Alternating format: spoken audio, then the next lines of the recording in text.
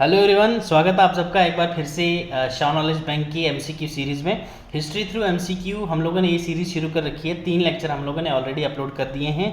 ये 4th lecture है। अगर आप लोगों ने वो प्रीवियस लेक्चर हमारे नहीं देखे हैं तो लिंक डिस्क्रिप्शन बॉक्स में है, वो देख लीजिए, देन इसको कंटिन्यू कीजिए क्योंकि हम सीक्वेंस वाइज पढ़ रहे हैं अभी मॉडर्न हिस्ट्री को। ऑलराइट, तो चलिए बिना टाइम वेस्ट किए स्टार्ट करते हैं। क्लासेस का शेड्यूल ये है हमारा डेली का, ठीक है। शाम 5 बजे हमारी हिस्ट्री की क्लास आती है, 7 बजे पॉलिटी की क्लास एंड 9 बजे इकोनॉमिक्स की क्लास। थ्रू एमसीक्यूज आपको समझाए जाते हैं सारे के सारे इंपॉर्टेंट टॉपिक्स जो कि एग्जामिनर के फेवरेट होते हैं। ऑलराइट, एंड हर एक लेक्चर की पीडीएफ रिवीजन पर्पस के लिए आपको हमारे टेलीग्राम चैनल पे शाह नॉलेज बैंक में आपको मिल जाती है, वहाँ से भी आप डाउनलोड करके रिवीजन कर सकते हैं। करंट अफेयर्स और शॉर्ट ट्रिक्स के लिए आप हमें इंस्टाग्राम पे ज्वाइन कर सकते हैं, वहाँ पे हम रील्स डालते हैं शॉर्ट ट्रिक में, और प्लस करंट अफेयर्स डेली के वहाँ पे अपलोड करते हैं, वहाँ पे आपको करंट अफेयर्स की भी मदद मिल जाएगी। ठीक है, चलिए फर्स्ट क्वेश्चन देखिए। Separate electorates for Muslims in India were introduced by which one of the following act. ठीक है, government of India act 1909, Indian council act 1892, Rowlatt act 1919, government of India act 1935। ठीक है, तो इसका जो करेक्ट आंसर है that is option A is the correct answer, that is government of India act 1909। इसको हम लोग मॉर्ले मिंटो रिफॉर्म्स भी कहते हैं। ठीक है, मॉर्ले मिंटो रिफॉर्म्स, ठीक, कब आया था ये? 1909 में। ऑलराइट, ये चीज़ याद रखिएगा। इसी एक्ट के अंदर हम लोगों ने जो इलेक्शंस थी लेजिस्लेटिव काउंसिल के लिए वो भी इंट्रोड्यूस की थी। ठीक है, मुस्लिम को सेपरेट इलेक्टोरेट दिया था, ठीक, ऑलराइट, जो इस क्वेश्चन में पूछा गया था हमसे। ठीक है, और एक्सेस पॉपुलेशन जो होगी मुस्लिम्स की, उनको भी रिप्रेजेंटेशन मिलेगी। ठीक है, इनकम क्वालिफिकेशन लो होगी मुस्लिम वोटर्स के लिए, ये भी इसमें कहा गया था। और जो हमारे सत्येंद्र प्रसाद सिन्हा थे वो पहले इंडियन बने थे जिन्होंने वाइस रॉय की एग्जीक्यूटिव काउंसिल ज्वाइन की थी इस एक्ट के अंदर।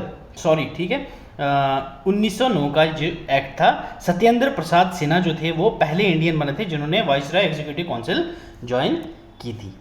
Okay, move to next question. Treaty of Amritsar was conducted between Maharaja Ranjit Singh and who of the following. ठीक है, जो ट्रीटी ऑफ अमृतसर थी वो किस किस के बीच में हुई थी? ठीक है, ट्रीटी ऑफ अमृतसर, ओके, एक Lord Cornwallis, Lord Dalhousie, Lord Hastings या फिर Lord Minto. Treaty of Amritsar बताइए आप मुझे। ठीक है, ट्रीटी ऑफ अमृतसर जो थी, ओके, इसके किस किसके बीच में हुई थी? Ranjit Singh plus East India Company के कौन थे? लॉर्ड मिंटो, इन दोनों के बीच में हुई थी। कब हुई थी ये? 1809 में। ये चीज़ डेट याद रखना, ट्रीटी ऑफ अमृतसर कब हुई थी? इंडो सिख रिलेशंस जो थे फॉर जनरेशन के लिए, उसके लिए ये ट्रीटी हम लोगों ने साइन की थी। ठीक है, किस किस के साथ हुई थी ये? अपनी Lord Minto plus Ranjit Singh, इन तीनों के बीच में हुई थी ये ट्रीटी अप्रैल 25 1809 में। ओके, तो इसका करेक्ट आंसर है option D. Who among the following has started the public works department in India. कब? 1848 में किसने पब्लिक वर्क डिपार्टमेंट स्टार्ट किया था इंडिया में? Alright, option A Lord William Bentinck, Lord Dalhousie, Lord Wellesley या फिर Lord Cornwallis. ठीक है, तो ये कौन थे? Lord Dalhousie. लॉर्ड डलहौजी का आप काफ़ी सारे जगहों पे नाम देखोगे, इन्होंने काफ़ी कुछ स्टार्ट किया था इंडिया में, तो इनका भी कहीं पे भी मेन ऑप्शन आपको ये देखिए, और जो अच्छी चीज़ें स्टार्ट की गई हों तो वहाँ पे आप लॉर्ड डलहौजी का नाम टिक कर सकते हो बिना सोचे समझे। ठीक है, option B is the correct answer. Question 4 देखिए, which British military officer defeated Tipu Sultan in India. ठीक है, नेपोलियन को हराया था यूरोप में, eventually become the Duke of Wellington. तो इनमें से कौन था? ये आप सबको पता होना चाहिए पहले ही। ठीक है, Arthur Wellesley, Robert Clive, Warren Hastings या फिर रिचर्ड वेलेस्ली, तो ये सबको पता होगा, that is option B is the correct answer, Robert Clive. Alright, move to next question. Which one of the following was not a result of British colonial rule in India? ठीक है, option A ruin of Indian agriculture, बिल्कुल किया उन्होंने ruin, सही जवाब है ये। Ruin of Indian industries, बिल्कुल किया इन्होंने ruin. Ruin of Indian trade, बिल्कुल किया इन्होंने ruin. Ruin of Indian federalism, ये नहीं था, ठीक है। So option D is the correct answer. Federalism था क्या? फेडरलिज्म क्या था? एक सोशल सिस्टम था जो एग्जिस्ट करता था मिडिल एजेस में। कहाँ पे? यूरोप में, ठीक है। यूरोप में ये मिडिल एजेस में एग्जिस्ट करता था ये सिस्टम, जिसमें क्या था, जो वर्कर्स थे, पीपल जो वर्क करते थे या फिर लड़ाई करते थे, किसके लिए? ज़मीन के लिए, protection of land and protection of their owned land, ठीक है। ऑन्ड लैंड या फिर जो दी हुई ज़मीन थी उसकी जो प्रोटेक्शन करते थे उसको हम बोलते थे फेडरलिज्म। तो इंडिया में ये सिस्टम नहीं था, तो that is option D is the correct answer. Question 6, who among the following governor generals form the triple alliance against Tipu Sultan? बहुत इंपॉर्टेंट क्वेश्चन है ये, ठीक है।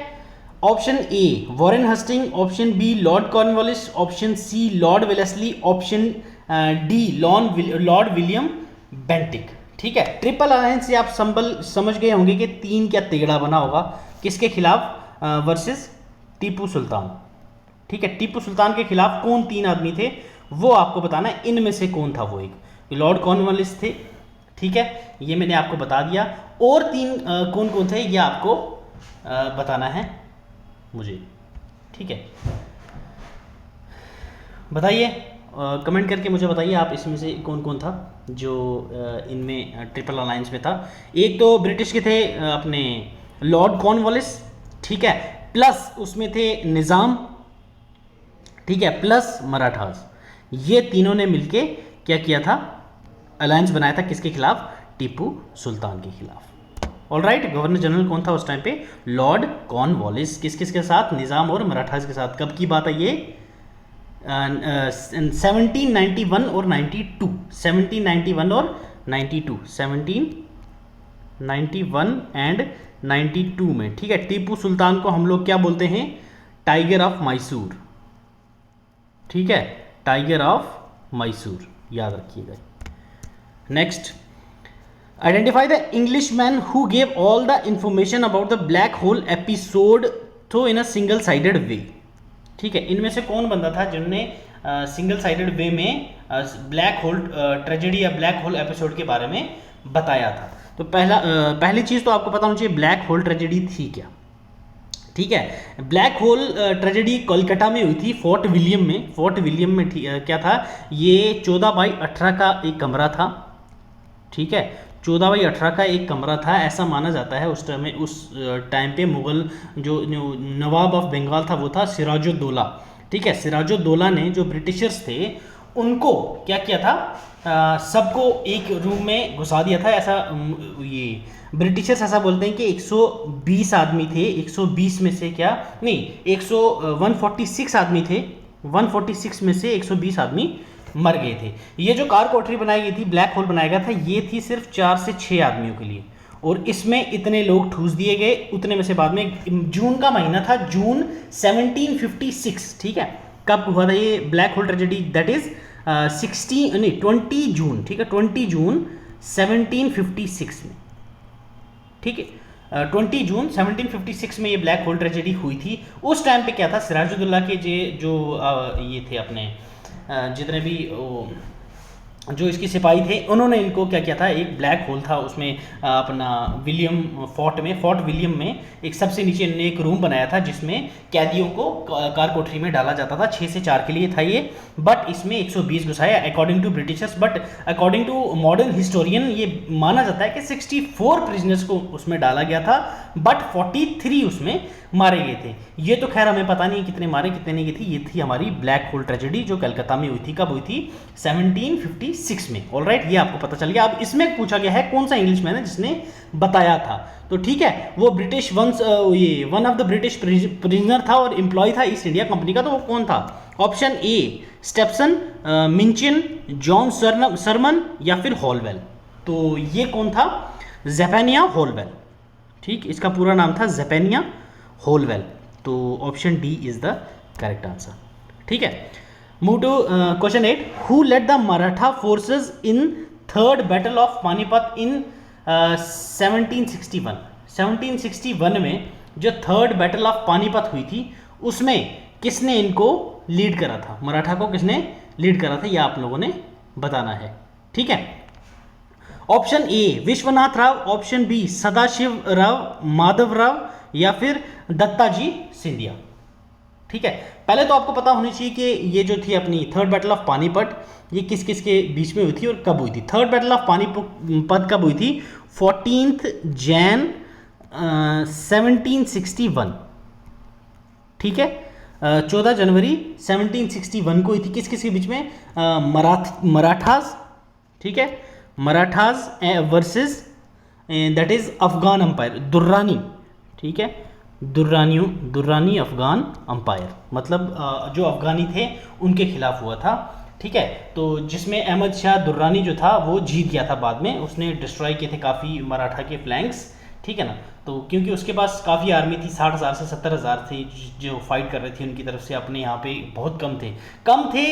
मेन चीज़ तुम ये बोल सकते हो कि धोखा दे गए, धोखा नहीं दिया होता तो हमारी तरफ की जो आर्मी थी वो काफ़ी स्ट्रांग थी, हम जीत सकते थे इजीली, बट उस टाइम पे हम नहीं जीते थे, तो मराठास हार गए थे। तो इसमें हमें पूछा गया थर्ड बैटल ऑफ पानीपत जो हुई थी इसमें किसने लीड किया था।